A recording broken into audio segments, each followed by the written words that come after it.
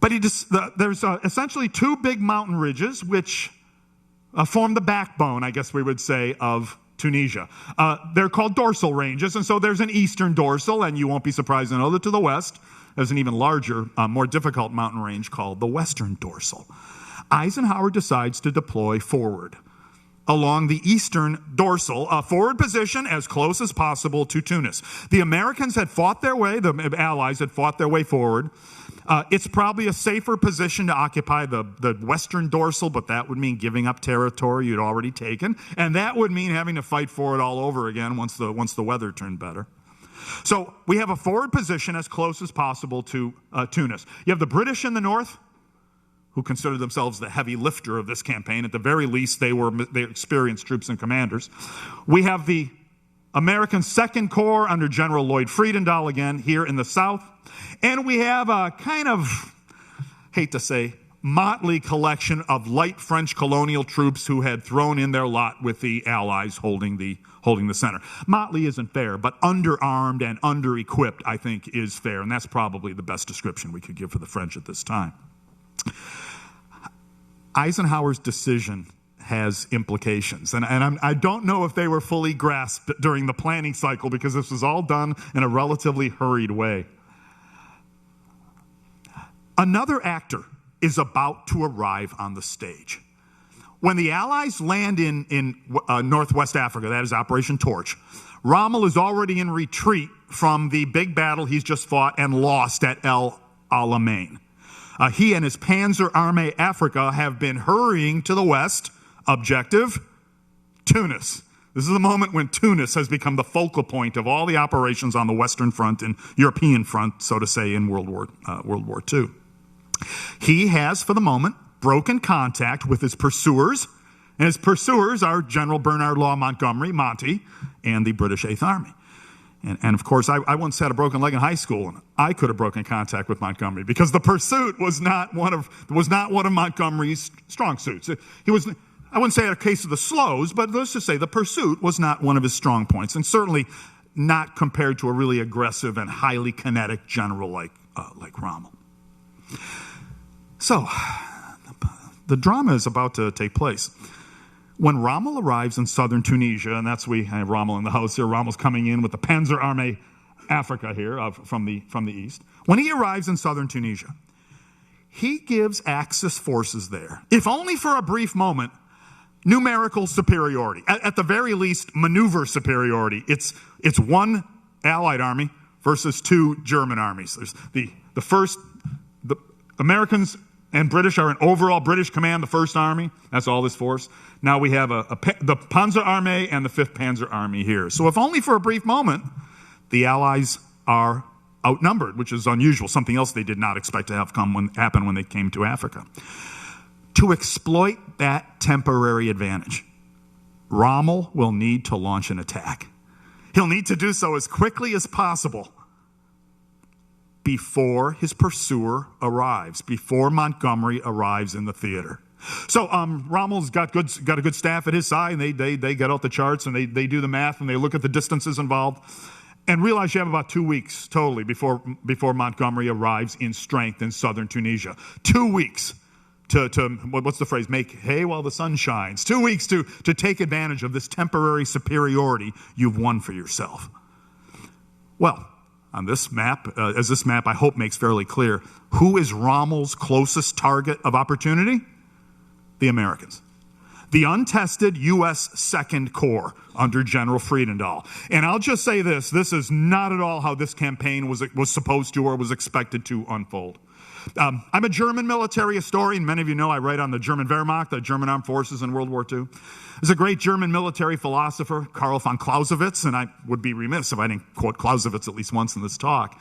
And he says that war is the province of uncertainty. You're never sure what you're going to get. You know, if Karl could walk up on the stage right now, I'd be thrilled. I would say one thing to him. You might be wrong in that. There is one thing you can expect, and that is your plan is not going to go as you envisioned it.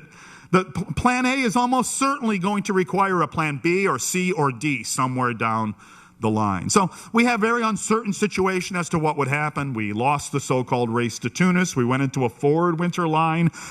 Rommel got away from Montgomery. He's got about a 2-week window of opportunity, and the target in his direct path is the untested U.S. Second Corps under Friedendahl. Not at all how things were supposed to unfold. Well, on February 14th, 1943, Valentine's Day, the Wehrmacht launched a dual offensive against the Americans. First, Operation Spring Breeze, Frühlingswind, opened with a powerful drive by the German panzers against exposed U.S. positions here at Sidi Bouzid. And there's the American force, the 168th Infantry Regiment, Combat Command A of the 1st Armored Division at Sidi Bouzid. Unready for the German attack, the Germans encircled and destroyed an entire U.S. infantry regiment within a very, very brief time, as well as large portions of an armored division.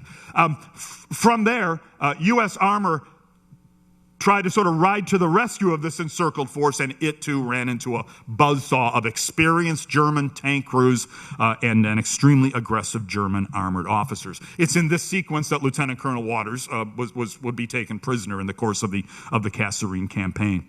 So Operation Spring Breeze goes about as well as any operation in the war. Normally, I like to get a bit more reaction from the audience when we do this, so this is bad, and that is worse. So I've been showing that one to undergraduates for a very, very long time. When you're surprised, it seems like the enemy is coming from all directions at once. And in this case, the enemy really was coming from all directions at once. Extremely well-planned attack, at least as I judge these things. Now, with U.S. attention diverted to that sector, which is right here at Sidi Bouzid, Rommel now launched a second operation, which went by the name of Morning Air, Operation Morgenluft. Rommel's panzers, his tanks, strike at Gafsa here in the south, catching once again the defenders completely unprepared and slashing far into the U.S. rear, overrunning headquarters, supply depots, airfields with aircraft parked on them but unfueled. This to me is when a force is in kind of operational freefall. When its airfields are overrun, and it actually loses aircraft on the ground to ground troops. And that was happening all over this sector in the early days of the German attack. Now, these two drives, Spring Breeze and Morning Air, converge here at a pass through the western dorsal near the small village of Kasserine. And this is the famous Kasserine Pass, why we're all gathered here today. I have to say, the fact that there are this many people who want to give up a Saturday to meet with us and discuss Kasserine Pass gives me hope for the future of this country. So I'm so glad you're all here. So these two drives meet at Kasserine Pass, and here Rommel launches a third operation on February 19th and February 20th, smashing through U.S. defenses at the Kasserine Pass, leaving U.S. troops streaming away in some confusion and littering the battlefield with the wreck of over 200 U.S. tanks.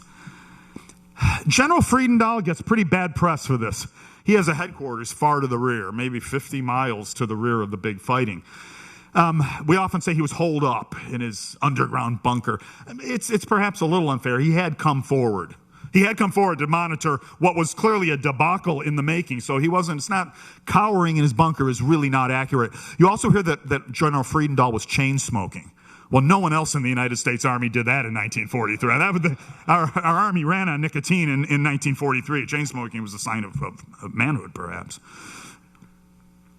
But it's clear that, at least for the moment, Friedendahl was not in control of the operational situation. I think that's equally fair to say. We'll talk about the general later on in the day.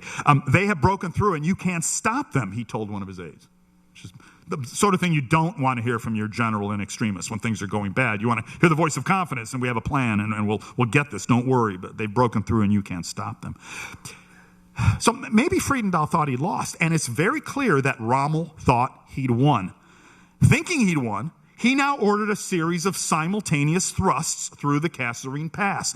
Essentially what you do in a kind of mopping up operation, you've got this and you've taken care of everything and it's just time to get as far forward as you can.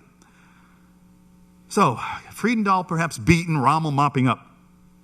For all these reasons, what happened over the next few days continues to be shocking to historians. I know when I read it, I'm always a bit puzzled. With the western dorsal pierced and disaster looming, no good terrain feature between here and I don't know, Algiers. You'd have to go way back. I mean, if the United States Army doesn't right itself here, it's going to be in many hundreds of miles retreat. But at this disastrous moment, U.S. defenses finally began to stiffen.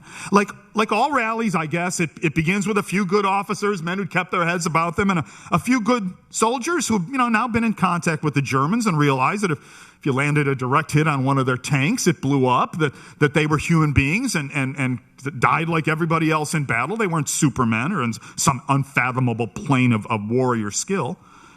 So a few good officers and a few good men, it soon spread to the entire force. U.S. infantry suddenly fought with more steadiness.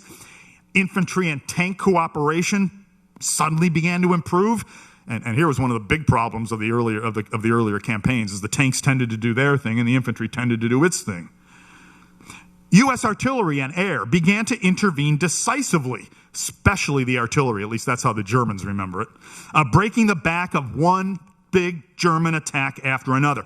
Each of Rommel's multiple drives. And so this is, Rommel's he's moving west, he's moving north at the same time.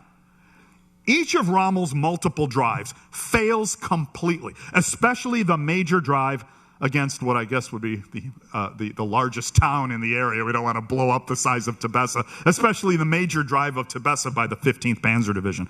Each one of these failed completely.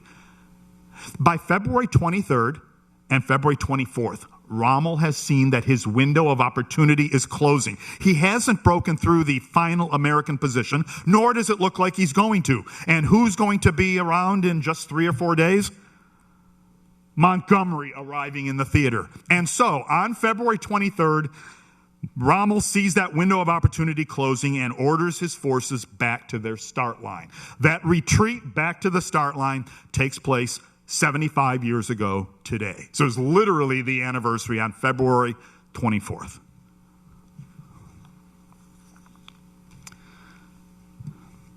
You already heard my friend Martin say that, we have to think of Kasserine pretty carefully. I like the word parsing, like taking something apart and looking at each component element of it and seeing what you can make of it. Kasserine requires very, very careful parsing. It presents a mixed picture. Certainly, most U.S. officers viewed it as a humiliation. And historians reading those accounts from within the U.S. military community have tended to follow suit. The trouble is that the humiliation argument only dwells on the opening moments of the battle, only dwells on, let us say, that first big fight at Sidi Bouzid and then the opening drives, German drives that followed. By battle's end, the U.S. Army was clearly beginning to pull itself together. It had vast material resources, it had logistics like no one else in the world, still does, and it had extremely high levels of firepower, especially the artillery. I've read, 200 German accounts of fighting at Kasserine Pass, everyone I can find, certainly. And virtually everyone says the same thing. It was the artillery. You couldn't move, you couldn't see, you couldn't think. The smallest movement, the smallest military maneuver, especially in those final battles coming up after when Rommel's in his mop-up days, you simply could not get forward against this storm of fire, this storm of steel. So that combination, materiel, logistics, firepower, was one that the Germans would find it more and more difficult to counter as the war went on. And I think we'll end my remarks here, and I'll be happy to take questions after that, by giving Rommel the last word. Die Amerikaner, he said, hatten sich vorzüglich geschlagen. The Americans had fought brilliantly at Kasserine. More than anyone else in the field, Rommel ought to know. Thank you very much.